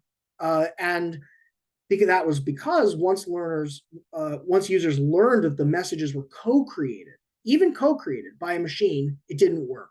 The simulated empathy felt weird. It felt empty. This is probably what a loved one who's turned into the Matrix would probably feel like, right? An uncanny valley, weird, empty, even as realistic as it gets, because you know your deceased parent better than the AI could ever, because we have much more data. Even all our recorded data doesn't match the human to human embodied connection that we have. So this got them into a lot of trouble. One of the reasons is because the founder was living out in the open and said, I'm running this experiment. I ran this experiment. It failed. Don't worry so much about AI, was kind of his point. But he didn't get caught. He put it out there. He didn't understand that this would cause a great controversy, especially since it was just a draft. But people were upset at this entire idea. And I think that's because it doesn't have that human touch. So the human touch is not replaceable. And I add just like Dr. Drob does for now, right? There is an element where there will be at some point, I imagine, a good enough generalized AI that we can't tell the difference. And but that day is, sort of the point at which all our work is, up for grabs. The other thing is that this gives there's another avenue that we have to consider, which is measurement, right? Diagnostics and intakes. If we're trying to treat people, one of the things is that we need to triage. We need to get people into treatment and into appropriate care. And this is an area where AI will be moving very soon, very soon. So the DSM is quite limited as a measurement instrument. It's a very political book. There's a lot of things that get in there because people with big egos and big statures say so, right? But there's also, they back it, of course, with lots of research. It's not just out of nowhere, but the reason it stays one way versus another or has a tweak ever just so can be quite political. And one of the ways you can see this is the high comorbidity between diagnostic categories. And there was an effort in the DSM-5 to sort of, the original idea of the DSM-5 was to sort of re-engineer the DSM with a more bottom-up process and go maybe more trans-diagnostic, look at common characteristics between disorders. And there was a great deal of controversy and back and forth, and people put their, sort of held out their political thumb on the scale. And so most things remain the same, but there were some important advancements even so, and they instead put that entire idea into sort of this provisional idea of a research domain criteria that's kind of at the back of the book and is being done by researchers, but isn't part of, or we weren't ready to redo the entire thing. But there's high comorbidity, mapping diagnosis onto treatment remains poor, and we can't use genetics or brain structure or function to distinguish diagnoses, all these things that were sort of promised to us from, sort of our diagnostic systems that we would hope to be by now. The problem, in my view, is really that this needs to be simple enough for humans, right? It creates simple rules. It has these cutoffs. Well, that's a pretty simple yes, no, right? And it has to allow for hand scoring, right? Do you or do you not have this symptom and that symptom? And it's not so many symptoms or so many little things that are in your mental status exam, for example, that I'm looking at with incredible high level precision, that I can use all of that to put it into a big complex model. It's just a little tiny, 7 symptom or whatever it is, cut off, and then I give you or don't give you a diagnosis. Well, that's an issue because that's low res. The result is really imprecision. A good example of this is the heterogeneity that can result from it. So there's about 3,024 symptom combos just in the PHQ-9, which is even a truncated, right? It's not 9 symptoms for depression, but they group ones. So for example, low appetite and high appetite are grouped together. But there's about 3,024 symptom combos that meet criteria for clinically significant depression. That means there's 3,024 different valid manifestations of depression. And humans, the real problem with this is that humans simply cannot see the full spectrum of mental illness manifestations. So they look to, there's been research already done on this where they had an AI do a diagnostic intake. When I say AI, I'm really speaking about large language models, which is what ChatGPT is, called LLMs. And they're being tailored now to psychiatric tasks. So once it got put out in the world as this sort of open source beta almost, look at how we can use AI and it can speak conversationally. And it was so impressive. The future is here, people were saying, that everyone is essentially looking to generative AI, these large language models, to tailor them to the environments. And hospitals are a good example of people who would like to train, right? An AI just done not on the internet at large, but on their medical data they have for their large hospital health system, right? So ChatGPT, a ChatGPT-like, I should say, LLM, was trained on a large general medical knowledge base called MedPal M2.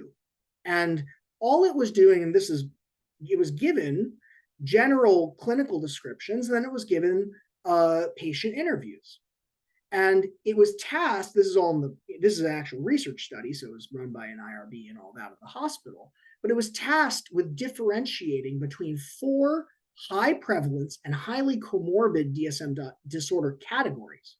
So the idea was, let's give it something really hard, right? It's things that go together often, things that are highly prevalent. It's not like no one has it.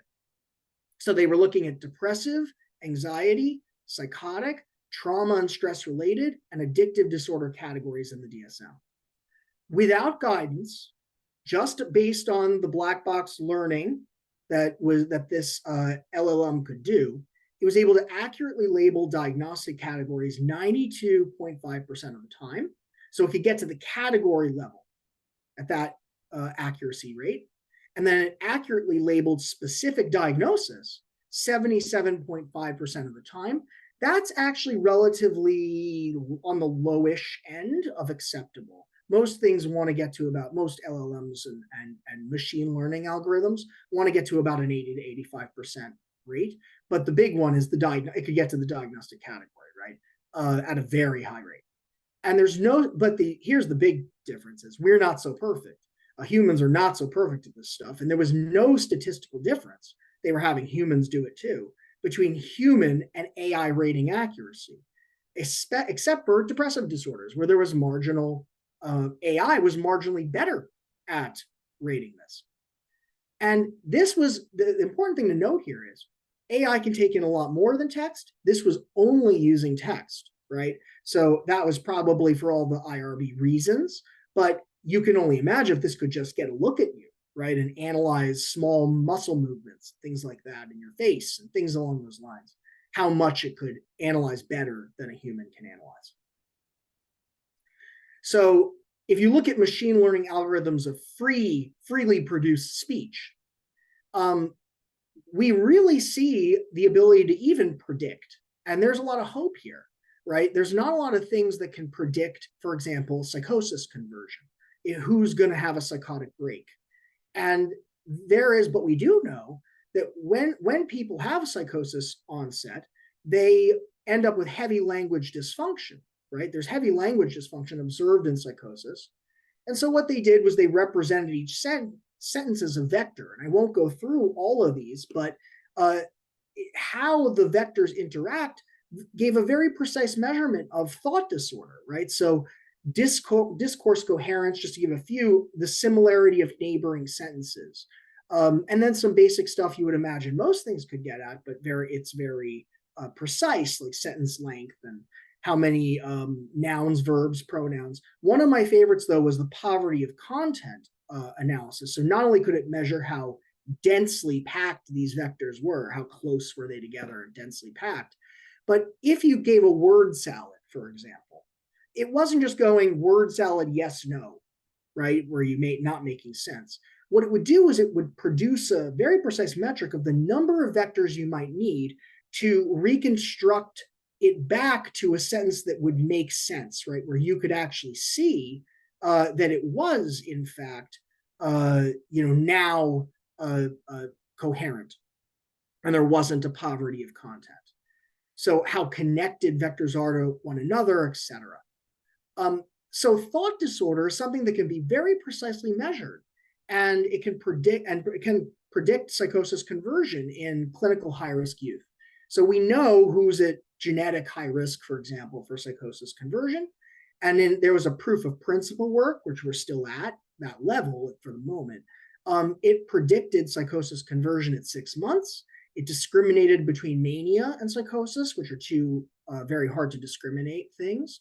But also, there was one work by Guillermo Cecchi who used Watson, IBM's Watson, and had a small sample, but had 100% accuracy in who would convert versus who would not.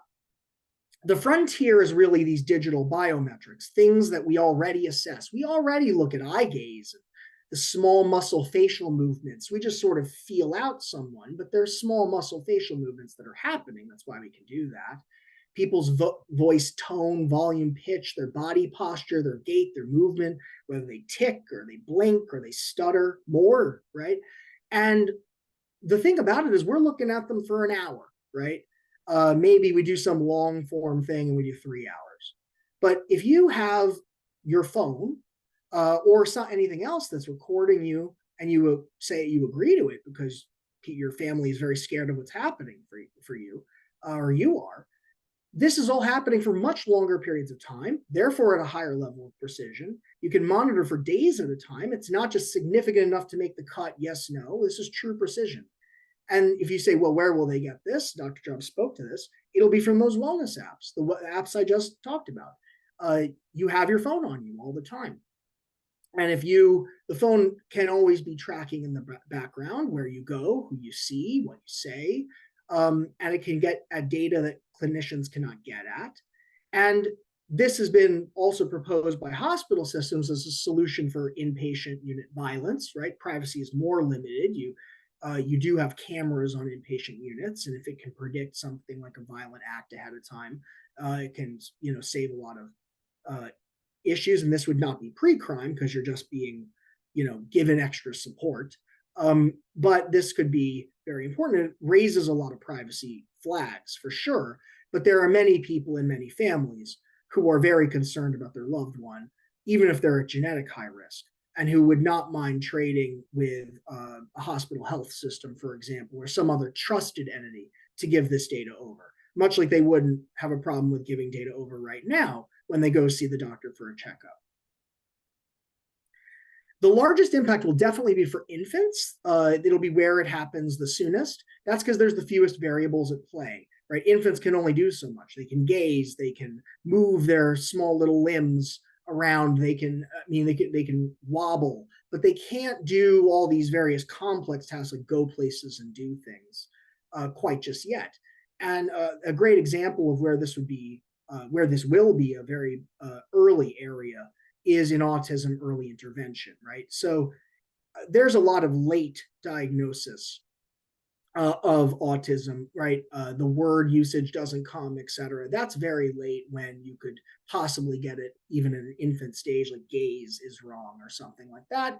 And then with AI and tech, you can diagnose earlier, right? So some people notice eye gaze, but other people wait for language or milestone delays, and that's a really late thing. Comparatively, if you could use a tool. So if you have infant eye gaze, that's a very predictable thing, and you can have eye gaze tracking of an infant by something that's hanging on a mobile up above crib. And you can have the gaze be, where is the gaze going, right? Is it on eyes? Is it on mouths? Is it not on faces at all? You can also look at the poor motor skills.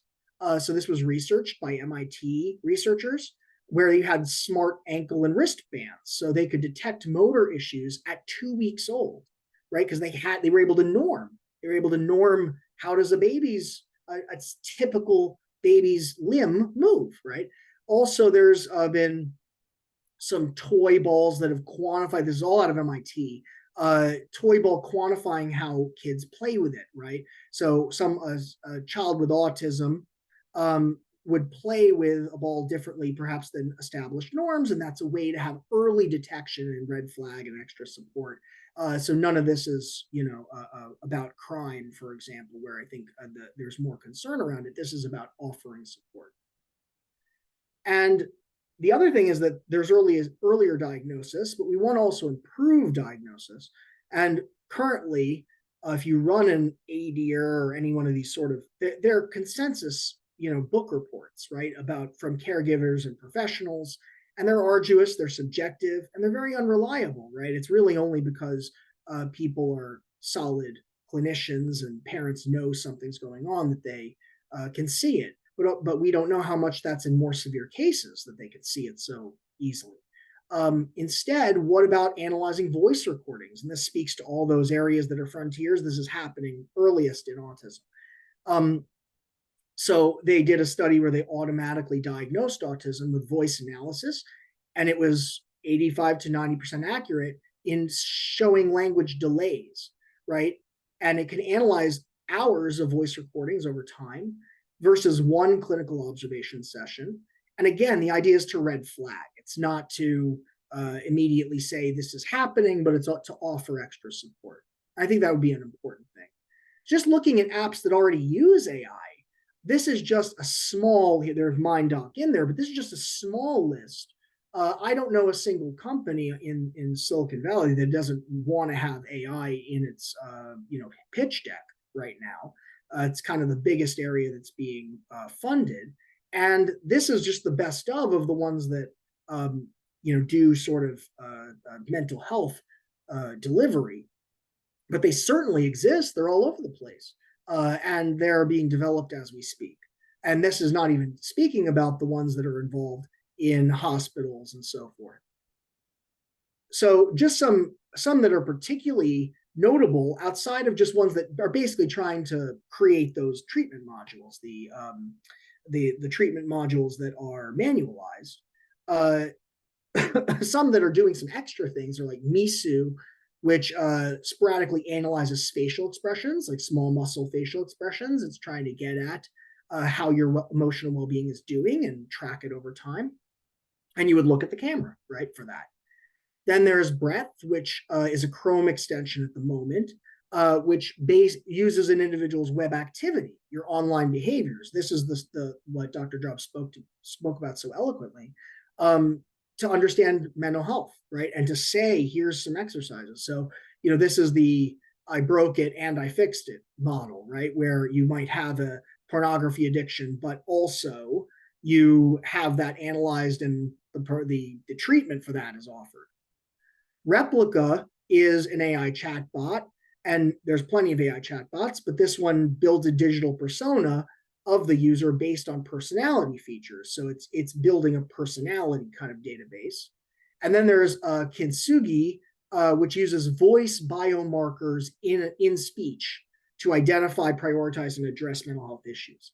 So you can really see how these are the ones that are doing something a little different, as opposed to MindDoc and the typical stances. I just want to be the best at basically taking away work from somebody who would be a just manualized CBT practitioner. I'm just going to take their job, because the idea is that you can just turn that digital so easily. Why do any of this other stuff? This stuff is expensive, and I want to show my VC backers, my money backers, that I have a minimum viable product, and it's evidence supported, and I can stick all these studies out there, and I can just take away jobs from that would be manual labor. I can take away that labor, and I'll pocket the difference.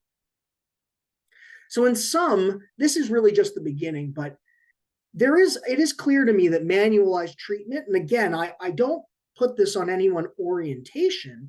I only put it on the idea that you can manualize treatment. There are entire areas where psychodynamic stuff they've started to say, well, what if we created a manualized treatment too after all that one sort of the day?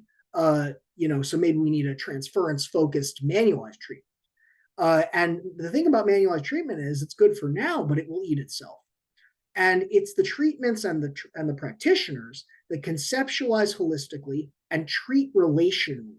This is big. You need to focus on the bond and on the tasks and on the goals and the relationship that you have, and how that relationship can be healing in order to be AI resilient. Of course, nothing's AI resilient against the AI that can do everything and is smarter than anybody ever.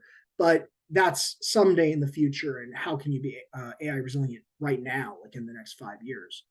Early controversy suggests there will be transparency over where AI is used. It's clear that there will be bad actors who will trick people. But if you're trying to create a product people have uptake for, and you're trying to do it in mental health, especially, but even in physical health, no one likes to feel tricked. And so this is clear from early controversy of if something has AI in it and you don't say, you could lose. Reputation is the easiest thing to lose. And no hospital health system or anybody like that wants to be part of the I don't trust you anymore club. Diagnostics and intakes are a clear area that will experience a paradigm shift. And I will note just one more thing, which is that in terms of the psychoanalytic treatments, these are probably the biggest, the most AI resilient is the humanistic piece and the experiential, because it's so embodied and it's so in the here and now and about the relationship and unconditional positive regard. Really next up and not far different is psychoanalysis. Because remember, so typically you have this training set that's about 80% of the data. You're holding back about 20% of the data. You do this with large data sets. And you sort of train it, and then you test it on the 20%. How much can it predict what's going to happen? But remember, it needs data that exists, not meaning things that people are aware of, not things that people are unaware of. So if you lack insight into things, if you're analyzing the unconscious, you're much more AI resilient than somebody who analyzes things people are conscious of and only things people are conscious of, because that is stuff that is in the testing set. AI for mental health will face a lot of privacy controversy, but I do believe it'll find its footing and will survive. It's just too profitable. And most likely as part of ongoing monitoring, prevention, early intervention efforts for clinically high-risk groups, things like having, a first-degree relative with schizophrenia as a play, or even with autism, as we learn more about genetics there.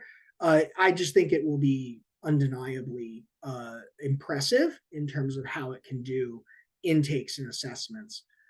So I do think that's sort of an area where we can build a dialogue. I thank you for your time as I moved through these, and I do look forward to sort of points of agreement, points of disagreement, and dialogue, comments and questions.